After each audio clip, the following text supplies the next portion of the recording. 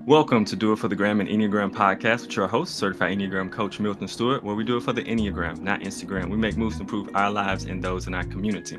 Today, I have a very special guest on here, a person who is a graduate from my Kaizen Career Enneagram certification.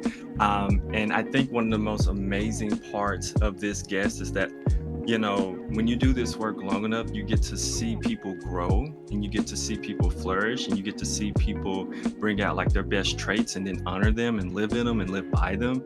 And this person has done that, and I have been honored and a privilege to watch her actually go through this. So, um, first, I want to introduce Genevieve, and this is so important. Genevieve is a coach, business consultant, a mother and a wife, and a social work student. But she's much more than the roles that I just mentioned. She is a very curious person, mostly curious about how people think and they act, and how can we live in a world together in the best way. I do my inner work. She does her inner work and knows this is a lifelong pursuit. She'll continue to work for inclusion and kindness in a world that often feels very disconnected. Everyone, please, thank you so much for being here, Genevieve. Genevieve, please, how are you doing today? I'm just excited to be with you today, and share a little bit about, my journey with the Enneagram, and hopefully that connects for other people. Yes. So, as you know, we're focusing on this series on countertypes. And countertypes is such an interesting place because your passion and your dominant instinct mix in an interesting way.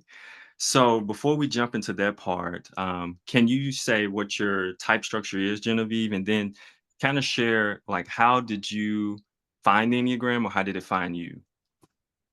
Absolutely. I am a social nine. That's my combo. Um, I came to the Enneagram, I want to say it's been 5 years now, maybe. Can't believe it's been that long. When my boss brought Milton in to do Enneagram coaching with, or intro to Enneagram with all of our staff members. And it was my responsibility to make sure that that went smoothly and run that. So I attended every session, really got a chance to see the Enneagram in action with my staff, my people at work. And then also just each time I felt like it was saying to me, I need this in my life. So that's how the Enneagram found me. Mm. So what was it like when you landed on the type 9? Like what was that experience like for you? Sure. So I remember we did an assessment, an online assessment, and as I was reading through the nine, I just was like, "Oh my gosh, I'm being like seen," right? Like that experience Mm-hmm. of feeling seen. Um, and maybe for the first time seeing myself in a way. I think that's part of my journey actually with the Enneagram is continuing to see myself more and more. Um, so I just saw this this beautiful metaphor for what how I was motivated, like what motivated me in the world, specifically peace and harmony, and how resistant I was to conflict, how avoidant I was, how that showed up for me, how much that sideways anger really resonated. Um, yeah, so I think that was really the first thing. And then each time I listened to you describe the types, I really felt like as a nine, I could also almost experience the other types. Like as I was listening to one, I was experiencing the one, right? And I think that's a real gift of the nine, that I hadn't necessarily had words for before, of what made me a strong manager, of what made me a leader in a lot of spaces. And I could really see that as I was experiencing it. Yeah. Because some types, I'll go over them in a workshop, and people be like, "Oh, that's definitely not me," and they won't have the natural way of tapping into like a 9 can be like, I can kind of feel where they're coming from. I can put their shoes on for a moment and feel that. So that is definitely a gift, and I love when nines recognize that it is a gift. It's like, oh, okay. So tell me, what was it like when you noticed that your dominant instinct was social? What was that like? Yeah. Um, I think, I was thinking about this. So when people describe the nine, oftentimes they talk about uh, a chill pill or whatever. That is not me. So I would say that some of the ways that nine is described, especially for the social instinct, makes you question whether that's really who you are. Because I relate in so many ways to setting goals, getting things done, activating, working. So it wasn't really until I was able to um, read more about how the social instinct works within the nine that I really could see how that was happening for me. I am so much a social type. Social, oh my gosh. And so as a nine with a focus outward on others, rather than on myself, and then having the social instinct Yes. in combination, um, I think really amplifies that piece of the nine. Like it's just amplified. So my experience with, okay, I'm going to go back to the question, which is how did I experience that?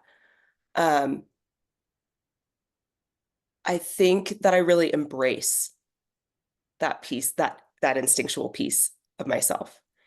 It gives me a lot of ability to connect and relate with others, Hmm. and to also find my place and other people's places, like to Right. see where we fit. So I think specifically for work on a team, that's really helpful. But I also think just in my own little family unit, being able to kind of like work with all of the people around and see how we all fit together, resolve Mhm. conflicts, mediate, like it's just, I think it's autopilot in some Yeah. ways. Yeah. Yeah. So it's interesting because, like you mentioned, being like the nine in the nine space, there is this ability to be other focused and to be out there. And then the social instinct, like you said, it's like it double downs on the fact that you're out there. So what impact has that had on you, in noticing that like you're always like the type structure is always going out? Like what impact has that has on have on you? And then what things have you done as an inner work to bring focus back to yourself to make sure you're operating good here too? Yeah, I think that's a huge part of my journey. Um, so I have um I stayed in a relationship for a really long time that I didn't even recognize probably wasn't working for me in the way that it could.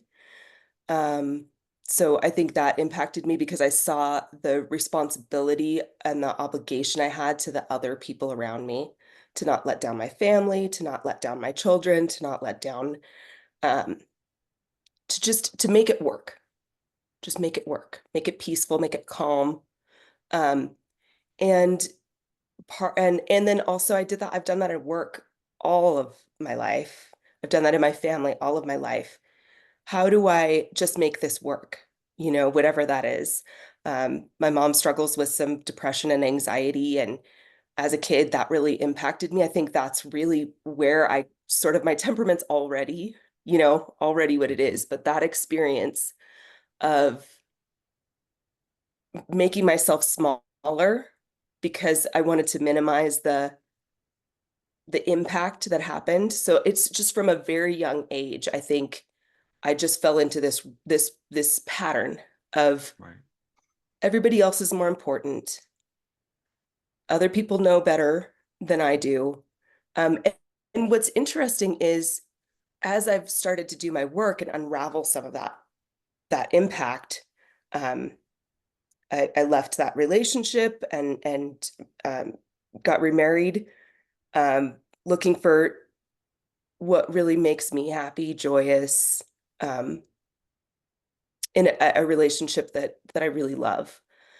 Um, and also doing this co-parenting thing really well too. Like, um, I have such an ability to, and I think we have done a really good job of being good co-parents together too, regardless of the situation. And because, you know, we've been able to know what's important, I think that's huge. So for me in this path, I think knowing what I value, knowing what matters to me, and knowing that I'm capable of going into a conflict. I can do that. I can do that well. Um, and just connecting more to my heart, I think. Um, I tend to be, I'm in a body type, right? Like I tend to go into action. Sometimes I don't always consider what my feelings are. Um, and part of my path, I quit my corporate job and just took some time, Milton, to really like Mhm. learn about myself, discover, figure out what I wanted to do. Um, Yes. and that was huge for me because I had no backup plan, really. I had support. I asked for support. Um, and it was really about what does Genevieve want? Like, what does Genevieve want? That's right. What does Genevieve need in her life to be happy, healthy, joyful, you know, peaceful, and bring more of myself to the world. So yeah, and then going back to school for social work, I'm really learning to balance my boundaries, my space versus Mhm. others' space because there's a lot of energy. Um, I tend to take on other people's energy, so I'm really working on that. Um, Right. yeah, I mean, I think this work, this inner work, is just about unraveling those patterns that were not serving me very well. Right. Mm. I love it. You said something so interesting, and I got two different points. I want to go. So think about this question. Mhm. In what ways have you, Genevieve, because you mentioned that you would make yourself small. In what ways have you start to rightfully take upon your own adequate space that is dedicated and that is for you? So think about that question, right? What ways Okay. have you done that? Okay. Because you've been doing that.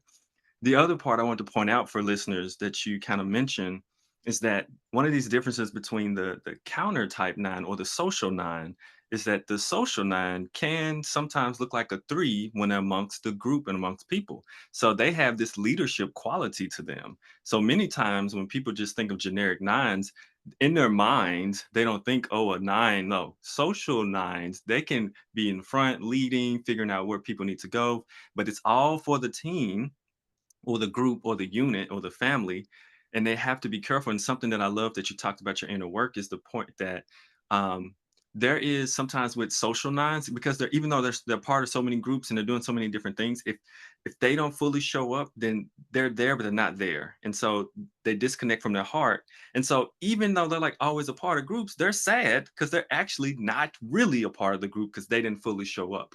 So I absolutely love that you brought this out because I think a lot of people need to know that differentiator between especially a social dominant nine. It's very different than the other two a lot of times. So I just wanted to share that because I know quite a few social nines who either work or worked in corporate, leading some big organization that does good in the world. But that just needed to be pointed out. So yeah, back to you. Okay. Okay. So thinking about those two questions. So in what ways have I worked on taking up more space in the world? Um, Yeah. you know what's interesting, Milton, is I've always actually taken up a lot of space. I just don't Mm, always see it. mm. So Okay, I wore this pair of socks a coworker gave me a few years ago this week, and it says, they say, whatever it is, I could probably do it. Mm. Okay, so this is how other people see me. Whatever it Right. is, Jen will do it. Jen will take it. Jen will do it. I don't always see myself as doing those things or that those things matter or are important, as important as what other people are doing in the world. So I think what I'm really doing right now is taking the compliment, recognizing that I'm already doing that. I already take up good space. I already help. I already support. I already lead. I already have great suggestions. Um, Even last night, I was talking to a former coaching student, and she was talking about the impact of our sessions, and I recognize the impact more today and say, yes, that was impactful. So the more that I see myself and the impact that I've had over all these years, like Mm-hmm. I've been leading for a long time, a really long time, in from Right. school to college, in the band as a drum major, like being the person standing in front of the band. Um, you know, I I've always they've nominated me the stupid house manager when I was in a sorority for a hot minute. because because I was already able to do those things, mediate the conflicts and like, but I didn't see myself in that way. I didn't see myself Right. as, yes, I can come on Milton's podcast and be a voice for the social nine. Or even in my business, just thinking like, yeah, maybe it's not time to grow right now. And I'll just give away my services for free because right now is not the time. You know what I mean? Like, so just trying to Uh-huh. figure Yep. out what is it that seeing my worth and really living it. So yeah, I'm trying to figure out like how do I get opportunities to step in front of people? Because I'm great when I step in front of people. I'm really good. Mm-hmm. Um, True. how can I drive change? Mhm. And you had a second question. I'm trying to remember ways I exclude myself. Yeah. Yeah. I think oftentimes there is that feeling like, oh, I gave the idea and then somebody else ran with it, but they're better to do that. They're better to step on the stage. But then feeling very jealous and Right. like maybe a little bitter that they're having the opportunity but I didn't take it. I didn't take the Mm-hmm. opportunity, you know? Or yeah, so I think some of it is really boundaries, Yeah. is knowing what to share with who. And I'm really working on that because I do have a tendency Mm, to have so many ideas. Well, I'm creative. Like I have ideas for how definitely. to work things. So then I'll share those with a group and then somebody else takes my idea and runs with it. And then I get mad, but I don't want to be mad because it's got to keep the peace and it's fine. So yeah, I hope hopefully that sort of paints the picture. No, that's great. So, how have you worked on shifting that when you do have your creative ideas with groups and making sure that you are a person that if there is an opportunity, either you're taking it or that you're driving, like you said, for the change or the implementation of that brilliant idea you have? Yeah, I think I'm really getting a lot better in workspaces about thinking through and developing a proposal rather than just like "Bleh," at a meeting, like Hmm. write that down, keep that in my back pocket, take that to the person that needs to hear it. Do they want me to run it? Do they want somebody else to run it? So rather than just being open to share anything with anyone, really being considerate um, that it's okay to take a little bit of time, write something down, come back to it when it's an appropriate time, and for me to present it in the way that, because a lot of times when that happens, it doesn't get implemented the way I would want it implemented in the first place. Somebody else is taking it Right. and it's not even what I proposed. Right. And then sometimes it doesn't work because they hadn't considered what needed to be considered. So I think just taking a pause, um, I think that's 6 maybe, a little bit more, moving towards that 6 and being a little bit more Mm-hmm. analytical, slowing down and Mm-hmm. moving into the headspace a little bit more, which I have a hard time with, honestly. So working a little bit more on moving into that cognitive space and being comfortable there. It's not always my most comfortable space. Like I know yes or no. Should I do this? Should I not do Right. this? But slowing down a little bit then allows me to really put something together, own the thing, and make it happen. And I think grad school's helped a lot with that. Yeah, that makes sense. Yeah, there's a lot of learning there. Hmm. Yeah, Slowing just learning, down, slowing processing. down. Yep. Mm-hmm. Yeah, Oh, thinking in I an love this. academic way, maybe a little bit, and Yeah. then really like, then I can move into that 3 space, take the spotlight a Mm-hmm. little bit more, and and think through things as more of a vision than just Right. an idea. Mm. I love this. I hope people are listening because you just worked the 6 and the 3 into the whole like, I love this. This is inner work, people. This is good inner This work. is this is what I've been really thinking about a lot lately, Milton.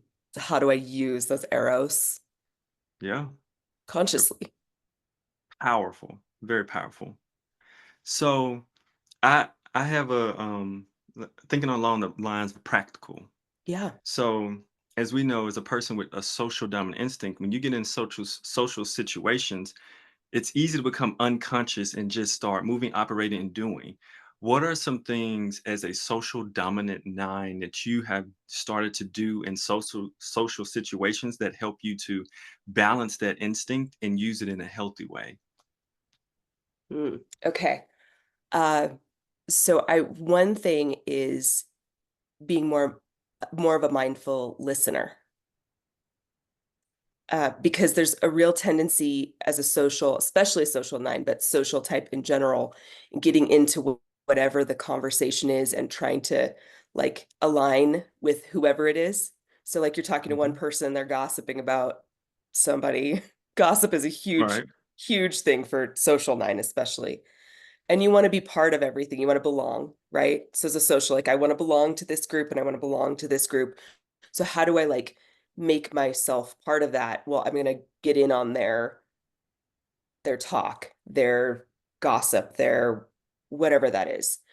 So I have been much more conscious about sitting back. And I think that might be engaging a little bit of self-pres instead, like Hmm. uh to say like, okay, I need to balance because I am really strong social.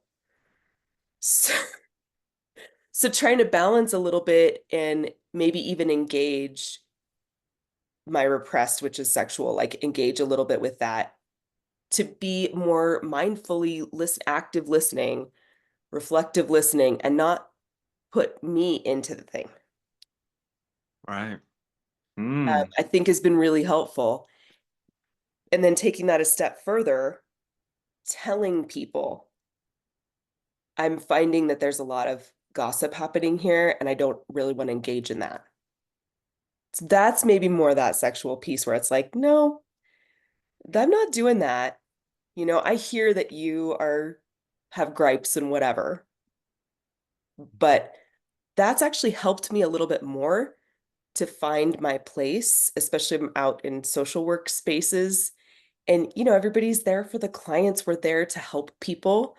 And most people in social work spaces are people who put themselves on the back burner. I would say I see Yep. 2s, I see 9s, I see, yeah, a lot of helpers, right? And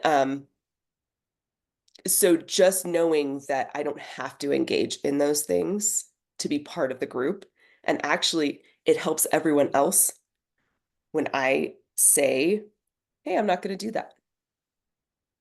Hmm. It's like helpful for other people to know it's okay for them to not do that. Right. Um, I think that's one of the big things. I think also, like I said, I think it's just amping up those other instincts.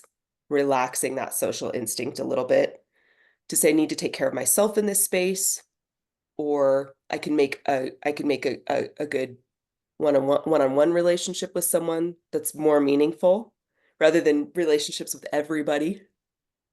Because the social butterflies tends to be what I'm like, I know everyone, and you know, Mhm. I walk in, I talk to people I don't know, which is great. It's all great. But then at what point do you take that to a deeper level? Right. Because that's where the connectedness, I think, really happens. So just trying to be mindful a little bit of not stopping at the surface. Mm. Love that. Oh my goodness. So let's move into a little bit about conflict. Let's talk about Mm, conflict because you sure. kind of mentioned a little bit. Yeah, So how has your kind of journey with conflict been, and how is it now? Like, where did you like kind of start naturally, and then what does conflict look like for you now, and how do you deal with it? Maybe even in social settings too. sure. I think so conflict has only been easy for me in my life in the past when it was a matter of like principle. Mm. So I don't necessarily think that, and maybe that's the social instinct. I don't necessarily have as much issue with conflict when it comes to matters of social justice or inclusion, especially inclusion. Like those people are not in the room right now. We're not going to talk about them. Mm. Yes. Like those things have never been an issue for me to address, which might also be a reason that people don't always recognize me as a nine when I step into a space. Um, where I really struggle with conflict is in those really important relationships, the meaningful ones, the like parents, spouse, kids, like where I just don't want to mess up. Like I don't want to mess it up, you know? And I think I worry sometimes that if I share my perspective, I will lose that connection. The person will go away. Um, and you know what? That's happened to me over my life, Mm. and it was okay. If a relationship is what I'm working on, is recognizing that if a relationship is really strong, important, valuable, those people want to know who I really am. So I can't be all of me without the conflict. Mm. You know, it's just not Mm. possible. It's not No, it's not. possible. And every time I've gone into conflict, guess what? I pretty much kicked ass at it. I was really good at conflict, like really, really good at it. It's just the anxiety before. And I could describe that to you like staying up nights worrying about it. Uh, the first time that I had an two employees that were up for a promotion, and I was the one that was giving that promotion. I stayed up all night and wrote all of my notes about how I was going to harmoniously, effectively Wow. make sure that they knew that even if they did get the job or didn't get the job, they were valuable, all of those things. Like I spent hours. I went into those meetings super, super prepared. But at the end of the day, anytime that I had to go into meetings like that, where we did layoffs at work, I realized that I was a really good person to be in that place because I do care. Yeah. If I didn't care, I wouldn't be so anxious and worried about, fearful about the outcome. So I think part of my work in this space, and I somatically, even just talking about this, even when you say the word conflict, I could see it. it fills my whole I could see it. chest, like from my gut Yep. all the way up. Like it fills my whole center. It's so big inside of me. So I'm working on noticing it. Hmm. I'm going to do it right now. I'm going to notice it, acknowledging that it's there, Right. and recognizing that even though it's there for a purpose. And that going into that thing, and I can ask for help. I've been doing that much more. I have an Enneagram community that's so strong and helpful. And if I just, and I, last week I tried this, I said, I need some help today. I have to go into a meeting that's going to possibly be conflict. And it was just so nice to ask for that, to talk through it before I went into that meeting. Um, and the meeting was not as bad as I thought it was going to be. It never is, but it feels so big. And sometimes I need to go in bigger. Hmm. Sometimes I need to take more space. Sometimes the thing that I'm talking about is important, not just for me, but for others, but for me. And that's okay if something's important for me. So I'm really working on that, noticing, acknowledging. And and then there it is. Then I'm grounded. So working on that grounded presence, I think, because I'm very grounded in my legs. I get Right. it right, in my chest and my voice. So it's working on that, going in feeling like I'm relaxed through those spaces. Somatically, I think is important. Um, yeah, all of those things. I think working on things from you know, from all of the centers, um, has been a part of how do I incorporate everything. Yeah. Mm. Love this. Okay. This is gold, by the way. I just can imagine people listening, especially those with the social nine um, structure and someone who is close to a social nine. I could just see them being like, oh, okay, I get a little bit more.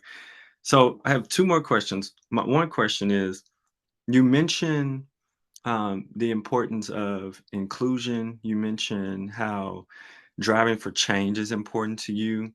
But could you share why those things are so important to you? Like to drive for change, to make sure like people are included and that kindness is put into the world. Why is that so important to you?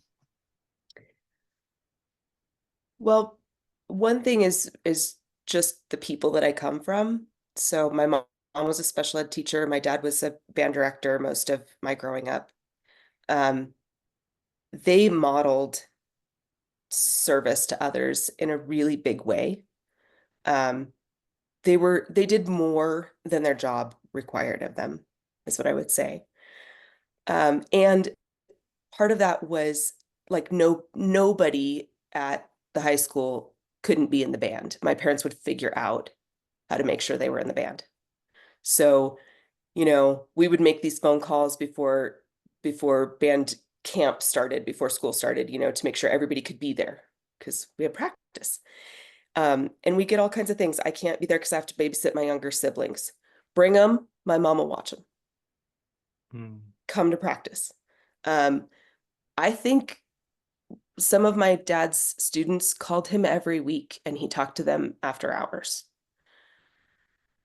My mom would babysit some of her special needs families' kids, and so I got to know them. And then I started to babysit some of her students when I was younger. It's that there just was no one that wasn't included. Like everybody was at the table. My dad would take us every year to the MLK Junior March. Um, we just I grew up with people who really believed that everyone deserved a space, a seat at the table. And Right. so that's been very important to me. So I think that also, formed this person that I am, this social nine. Um, yeah, and so, even as working in the corporate world, it was really important to me be a leader who said, everybody matters, whether they are, picking up the trash or answering the phones at the front desk or making, millions of dollars in sales. Like all of these people matter. The job doesn't get done without everyone. So yeah, I think collaboration, team, um, and the best spaces I've ever been in are the spaces where it was not just me. Mhm. Being a member of the band and being in the sound and contributing to the sound, there's something really powerful about that. I grew up dancing. I grew up playing the French horn. Like so harmony in those spaces is literal harmony. How does my sound contribute to the overall sound? And so I think of that as a metaphor. It's been a metaphor for me for a lot of years. Um, so in high school, I had to give a speech at our graduation. And I started with, we are the music makers, we are the dreamers of dreams. Mhm. So I really do believe that. I believe that, there's there is some kind of ideal that I would like to be a part of.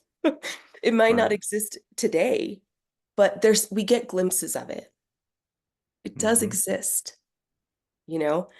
And when it is there, when you have that connection with other people, when you're in harmony, it's there's nothing like it. There's nothing that feels like it. That energy of people together. So I think that's why that's been really important for me. And I see myself now moving into a field um, that is really about uh, vulnerable populations. Um, and there's no human being that doesn't deserve to be treated with kindness and love. We don't do that, but we can. Yeah. Mm. We don't always do it, but we can. Mhm. So my last question is, thank you for that. That was beautiful. So my last question, um, it's along the lines once again of talking more encouragement or advice or ideas for people with the social nine structure who are working in fields that either are leadership prone, but they're for the people, because that's mostly where you're going to find them for sure. How do you do that work and not lose yourself? Yes. How do you do that work and not lose yourself? Um, I would say that I've been working a little bit in the space of addiction and recognizing my relationship with work as addictive. So I think being more serious about how important it is to find your balance and holding to it. And when you don't do it, resetting. Because there are times when the work calls and it feels really important. I get that as a person who had a really unhealthy relationship with work specifically and an over um I don't know exactly how to describe it, but I think I was maybe it's a codependency or maybe it's an over valuation Hmm. of the work that we do. Um, I think also, even though nines tend to be chill, social nines do not look like that. So, all my social nines out there, you have to take a break.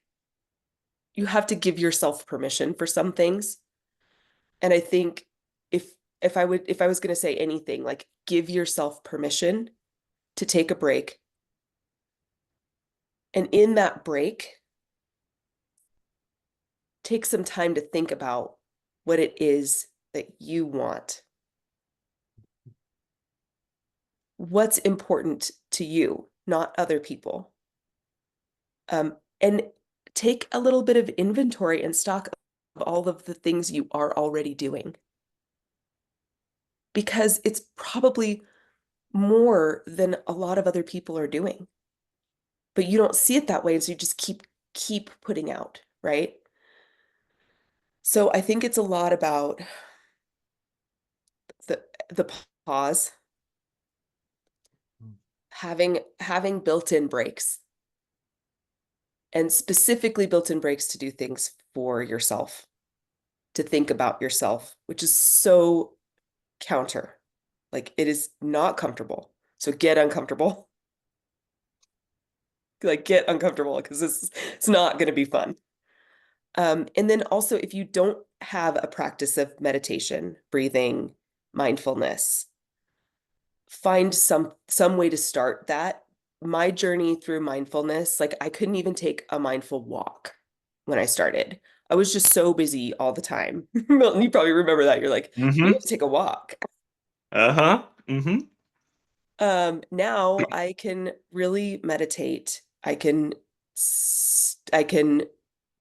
it's just a whole I've practiced. So practice those because it just takes a long time and it feels uncomfortable at first. But finding a 5-minute meditation on YouTube, something, and just finding your calm because the calm is there. Mm-hmm. It's there. So yeah, I mean, I think those would be my big things. It's like boundaries, breaks, um, and it's okay not to be okay, and to tell people, not okay today, not coming to work. Need a mental health break. For sure. All of us need to do that more in this society. It's just crazy right now. Way too much. Oh my goodness. So where can people find you or find out what you're doing? Like what things do you want to share with the audience that they need to check out or um, if they can reach you and or things you want them to look into supporting? Yeah, absolutely. So I have a website, www.enneagen, ENNAGEN.com. I am on social, so I don't post much there. I'm really taking a break from social, but you can find me. I just don't think it's healthy for us, to be honest with you. So Mm-hmm. you can find me there, but you won't see a lot of content. Um, you'll see a little bit. You'll see just a little bit of who I am. Um, but I am not a big fan. So you can find me there. My phone numbers are there. You can see what I look like. And so I'm on Instagram. Enneagen is my handle, Instagram, Facebook. Um, and you can contact me via cell phone if you have questions or send me an email, genuinelygen97@gmail.com. And I love to talk about the Enneagram. So I'm Mhm. excited. I'm excited about the future. Um, I do a lot of business consulting as well, just from my years of experience. So when I go into businesses, Enneagram isn't the only tool that I use. I love StrengthsFinder. I love doing just team building, and figuring out what people need and meeting that need. Um, so whatever that looks like, whatever you're trying to build in your organization, I think my biggest focuses are culture and values, um, and just psychologically safe spaces for people to be in. Right. And I think that's what I really focus on when I'm working with clients as well, is how to connect you to what matters to you. It's really what I'm trying to work on with my clients. Love it. Love it. Everyone, please check her out. All that information will be in the show notes. So you can click on it, get to know Genevieve. Genevieve is amazing, absolutely incredible. This is one of the best, people don't know Genevieve, but this is one of the best birthday gifts I could have gotten today. The day we're recording, this is my birthday. So just to see you, Genevieve, like share the way you just did, and just to think back of all the inner work that you have done and doing, it just touches my heart. It's one of the best gifts I could have gotten. So I thank you, and thank you for being on the show. So Thank you, to Milton. anybody listening, yes, yes, to anybody Honestly, like listening, go. you have been such a big part of my growth path. Um, and I can't thank you enough. And I'm thrilled to be here with you on your birthday. Oh, thank you. I thought you was gonna keep going. I was like, don't make Nope. me cry on my own show. I'll do that later. Um, so I really appreciate you.